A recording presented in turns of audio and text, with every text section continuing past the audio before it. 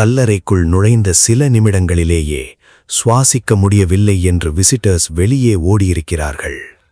2010க்கு பிறகு கோல்கட்டாவில் இருக்கும் south park street symmetry பற்றி சோஷியல் மீடியா ஃபோரம்ஸ், பாரநார்மல் பிளாக்ஸ் மற்றும் லோக்கல் டிஸ்கஷன்ஸில் ஒரே மாதிரியான ஒரு விஷயம் மீண்டும் மீண்டும் பேசப்பட்டது.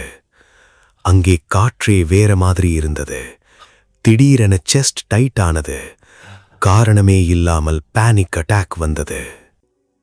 1767 உருவாக்கப்பட்ட இந்த செமெட்ரி இந்தியாவின் மிக பழமையான கிறிஸ்டியன் பரியல் கிரவுண்ட்ஸ்களில் ஒன்று.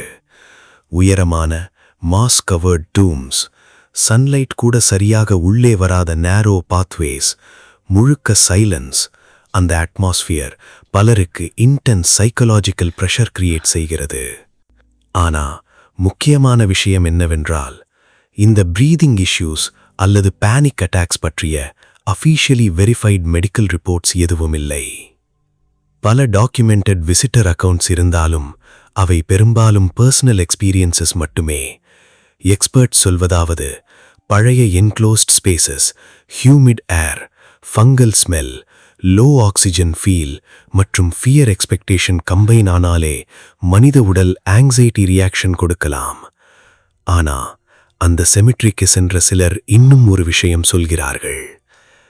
அங்கே இருந்து வெளியே வந்த பிறகும் அந்த அன்ஈஸி ஃபீலிங் போகவில்லை. சில இடங்கள் ஹாண்டடாக இருக்க வேண்டிய அவசியமே இல்லை. அந்த இடத்தின் சைலன்ஸ் மட்டும் போதும் மனித மனதை உடைக்க.